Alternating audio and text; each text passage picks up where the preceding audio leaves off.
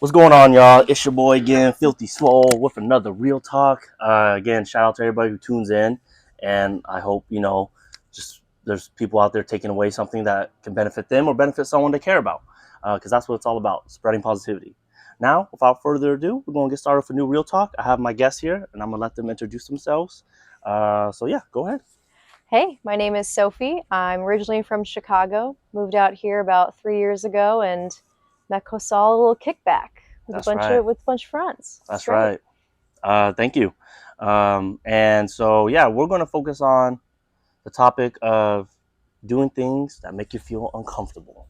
And I feel like that's a topic hopefully everyone can relate to, but maybe some not. So, yeah, doing things that make you feel uncomfortable. What does that mean to you, doing things that make you feel uncomfortable, Sophie? Yeah, I moved out here 3 years ago, Mm-hmm. just me and my boyfriend at the time, now fiance, and we didn't know a single person. We had Mm-hmm. no family here. We really just had jobs lined up. We had an apartment set, but that was pretty much it. And it was really hard at first to really be in a new space with unfamiliar people. Here's a whole different region Yeah. of the US that we've never really visited before. Yeah. And then now we're going to move there. Midwest to PNW. Yes. Big change. Big change, big change. I mean, the people are different, the overall culture is different. And, the first few months, thankfully, we moved here during the summer. So it was like this Oh, beautiful, okay. long Yeah. days. Oh, It was yeah. great. Best times is the summer Best around times here. of summer. It's, Yeah. it's amazing. And then the winter months roll around and Yeah. it was hard. I mean, it's rainy, it's gray, it's hard to make friends when everyone has their own groups of friends. Yeah. That was really challenging. As people coming out of college, we'd been in our careers for maybe 1-2 years. So we're young, right? We're like early 20s. And That's right. now we move to a new city where maybe people are from here. Maybe people have their own groups of friends. Yeah. And now we have to really put ourselves out there and be like, hey, Right. do you want to be my friend? New kids at school. Exactly. But adults. Yes. So it's harder. And how do you really make friends as an adult if they're not through work? Ooh. You have to put yourself out there. Wow. You really do. Wow. So Todd joined a softball league. That was his way of kind of spreading his wings. I mean, he is an athlete. He likes sports, and that was his way of, all right, I'm going to try to make friends. I'm going to join this league. Right. I didn't join. I was really intimidated. So I would just kind of watch. I'd bring the dog. Like, all right, cool. I'm going to let him make the friends first, and then I'll be their friends. Okay, there you go. Yeah, and now, hey, 2 seasons later, and now I'm on the team, and I even go to games without Todd, which is awesome. Yeah. But it was hard at first to really, not know these people. And thankfully, we joined this team where everyone else was also individuals. No one else knew each other. This is all like maybe a couple or 1 or 2 people, a set of brothers who all joined this team as, hey, we're just trying to make friends. So we all kind of had this common goal, which was nice. That's great. And That's was great fun. when there's some commonality going on in terms of like connections. So something you said that sticks out to me in regards to our theme too, doing things that make you feel uncomfortable. What is it about trying to make friends as adults that feel uncomfortable, like it makes it uncomfortable? Yeah, because I mean, when I make a friend, I want to know everything about them. Right. I want to know about their childhood. I want to know where they grew up. I want to know about their siblings and about their home life. Like, I just want to get like a really good glimpse of you. Like, what makes Kosal Kosal? Snapchat right? Of like, the story. Exactly. And I feel like in the Midwest, we have this way of connecting with people really well and just kind of bantering going on back and forth. And in the PNW, I kind of felt this, like, people didn't want to let you in. They didn't want you to break down those barriers and those walls. And I have that too, where I get kind of uncomfortable. I'm like, do I really want to share all this about myself to someone if I don't really know them that well? But I think it's a little bit of give and take, right? Like, I have to share a little bit about me, you share a little bit about you, right? And that's how you develop that friendship. And I think living here, it was hard at first to kind of get to know people and kind of pull that, like, hey, I just want to make a friend. I want to make like a good relationship, someone that understands me and knows me. And that's, thankfully I found some really great people at my job, the first job that I had when I worked here.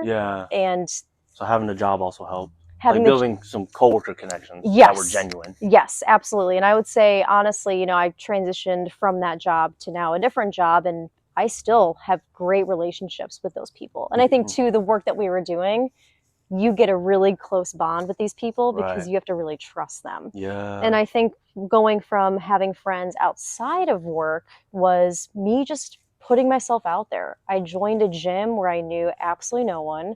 I would go to classes by myself and, you know, work hard, do my thing, and then go home. But I'm like, maybe one day I'll make a friend. Maybe one day I'll find someone who's like, hey, I'll spot you. Do you want to share a bench? Right. And then I now have an amazing friend from the gym. So it's those community things, because to me, giving back to your community means a lot. And that's where I find that, okay, if someone's also invested in their community, then we're going to have some commonality. We're going to have something in common, and then our relationship can kind of blossom from there. Yeah, and I think what I took away too is that it sounds like another ingredient that to be mindful of that can be helpful is having some patience for the opportunities to come up. Like you're saying, the gym one, and like, you know, like workout buddy or something you got going on. Not workout buddy, excuse me, but like taking a step back, but like possibly a workout buddy, right? Yeah. And like someone bringing up, hey, do you want to share the bench or? And that friendship was totally not something that I anticipated. You know, like I thought, okay, cool, I can make this friend who is a part of the gym. We can text each other like, hey, you going to class today? Like, you know, to keep each other accountable. But our friendship has blossomed significantly since then. You know, we live in the same neighborhood. I'll text her and be like, hey, I want to go to Home Goods.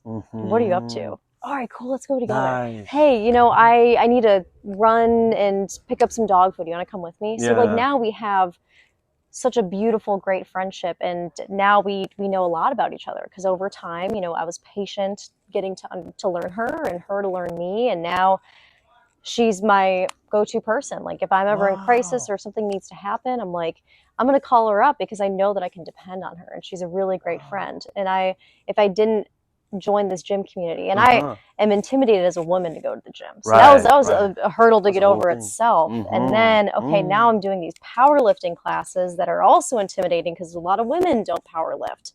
And hey, there's another girl that's doing this too. And that's really kick ass, right? Oh, yeah, like, for sure. I want to do that too. Kick ass as heck. Yeah. And so I think that was that connection of we're both doing this really hard thing and we're both new to this and to this gym community. And that's how we really became friends, is just putting yourself out there and being patient, right? And uncomfortable. And now, I mean, I have a friend for life, truly. Putting yourself out there, be patient, be uncomfortable, take risks. Yeah. Find communities. Like that. I like all of that, and that's helped you in your big transition of coming here. Yes. And you know, and the big thing of doing things that make you feel uncomfortable, right? Now we've been focusing a lot on the transition from moving from Midwest and PNW, and so I'm kind of curious, like in doing things that make you feel uncomfortable, right? Was this like the biggest thing you've done that's made you feel uncomfortable, or was there something else too that's like, you know, holy snap?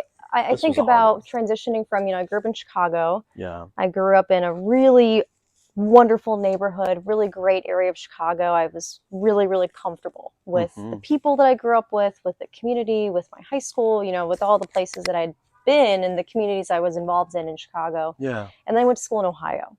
And that was such a different place to be, because Toledo, a lot of that school was people that grew up there, that grew up in Ohio, that all like, hey, my high school played your high school in homecoming, and my ex-boyfriend's sister went to prom with your cousin, right? I mean, it's like such a tight-knit, small community. And that was really hard to go from, I'm seeing all different people from all different walks of life. I've got my dance community, I've got my lacrosse community, I've got, you know, all these friends from different circles. And then now I come here and everyone knows each other. Wow. And I'm coming in as kind of this stranger to this culture and this world, because I'm not from Northwest Ohio. I'm this big city girl who wanted to go to this college because they offered me a scholarship. I mean, that's truly why I went. And that was a big transition to kind of learn to understand different groups of people in a different way, because that, I mean, it's a totally different place. Yeah,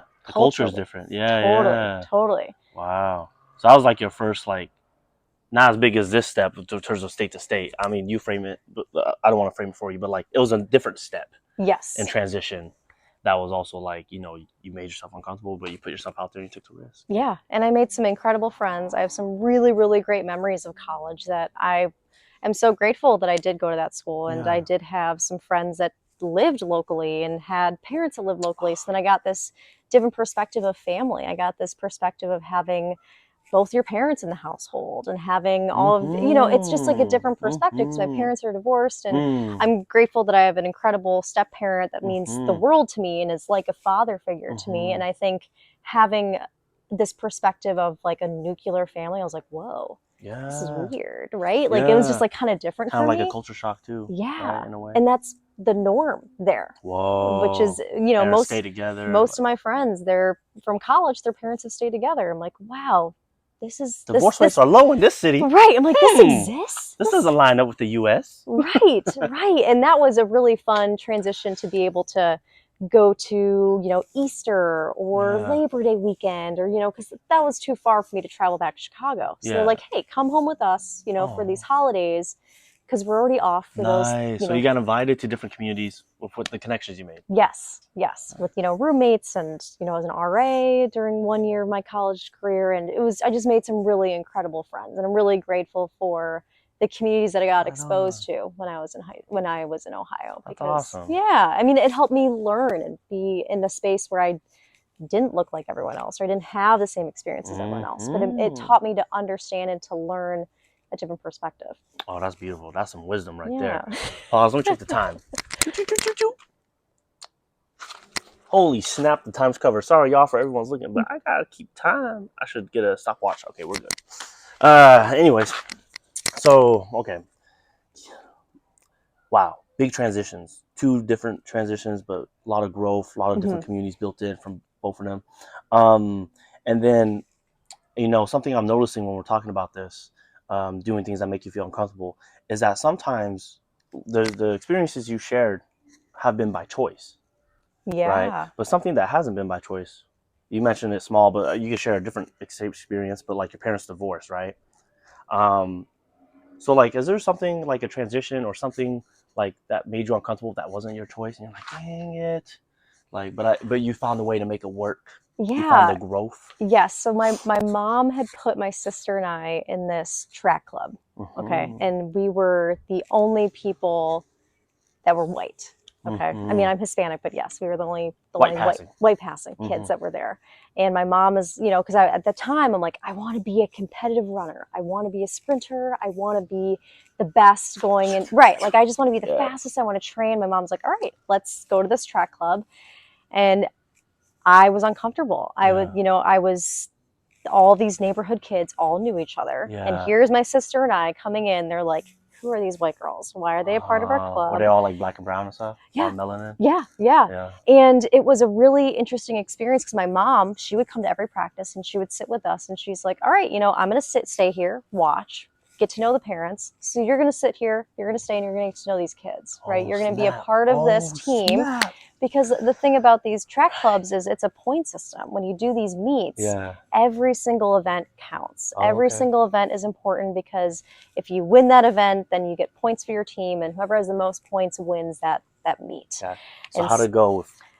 At first it was really challenging because I wanted to be a sprinter. That, I'm just, spoiler, I was not beating these girls. I was not fast enough to beat these girls, right? I mean, there's no way. They're in a different league. I mean, they're just like, incredibly fast, and I just didn't have the skills. I just really didn't. And then I was always a distance runner. So I'm like, all right, I'm going to do the 800. I'm going to do the mile. And I was great. I was doing awesome. Great. And that's the whole thing, is I learned that this is a team perspective, right? Just because I can't compete in the same exact races as these girls doesn't mean that I'm not contributing to the team. And I think once we had that perspective, and the coaches were awesome. I mean, I will never forget those coaches that I had. It was like I did that for a couple summers. It was a really fun experience. And just getting to, compete. We did a meet every single week at the University of Chicago, and we had our little bibs we would wear, and we felt so cool. And I would always get so nervous before races, and these girls were just doing their thing. They're like warming up because they're just so confident. So like, I got to be confident too. I got to learn how to be confident in my sport, which I don't think I ever accomplished that, but I tried my best. I really, really tried to be a force to be reckoned with. No, that's really awesome. I really appreciate you sharing that, and thank you for sharing the story. A little bit more of like something you didn't really have much of a choice in that made you uncomfortable, right? But making the best of it. And what I really pulled from that story was like being flexible, right? Because you were able to tell yourself, you know what, let me change up where I'm going in here for, and let me see what I can do there. Even though it wasn't the greatest, you still put in the best work you could. And honestly, I learned a lot from being friends with those girls. I mean, because they eventually were like, all right, they're part of this team, right? And they were so sweet and they were kind and kind of showed my sister and I the ropes of this is what you do at these meets. Okay, we go pick up our bids, we attach them this way. Okay, these are the kind of shoes that we wear. Beautiful. And they really welcomed us once they knew that like we were serious. Like we wanted to compete, we wanted to be a part of this team. We're not just here to F around, but we're here to have, you know, to like they brought have you into the competition and like brought us into that group. And I'm really grateful for my mom looking back to put us in this uncomfortable, uncomfortable situation. Cause I was very shy as a kid. I was very painfully shy. And that really brought me out of my shell. With that all being said, we're coming up on time here, but like, you know, something to possibly think about, like, wow, with all that being said, like the universe or whatever had at play, that first exposure or one of those experiences maybe was able to like give you more of that confidence to catapult into those other experiences that you've done. Yeah. And moving here. Who knows? Who knows? Who knows? But what a life. Thank you for sharing. If you could share with the guests who have been tuning in, like what was something like you would like to leave them with in terms of, you know, doing things that make you feel uncomfortable? Yeah, I would say try something new and do it alone. Do it by yourself because it forces you to connect with other people. It forces you to really try to be as confident as you can in that skill. And it doesn't have to be joining a softball league or joining a gym. It could be, hey, I'm going to start being a regular at this coffee shop. I'm going to start taking my dog on a walk at this park every day. And maybe you see the same person every day on your walk with your dog. Ask to walk with them. I mean, it's really just those small things of putting yourself out there and being uncomfortable where you might find some really great friendships or experiences. Yeah, that's beautiful. Thank you for sharing. Thank you all for tuning in. And yeah, I really hope this finds someone well. And that's another Real Talk for y'all. So appreciate it. Be comfortable in the uncomfortable. Take chances. All right, that's out. Filthy Soul out.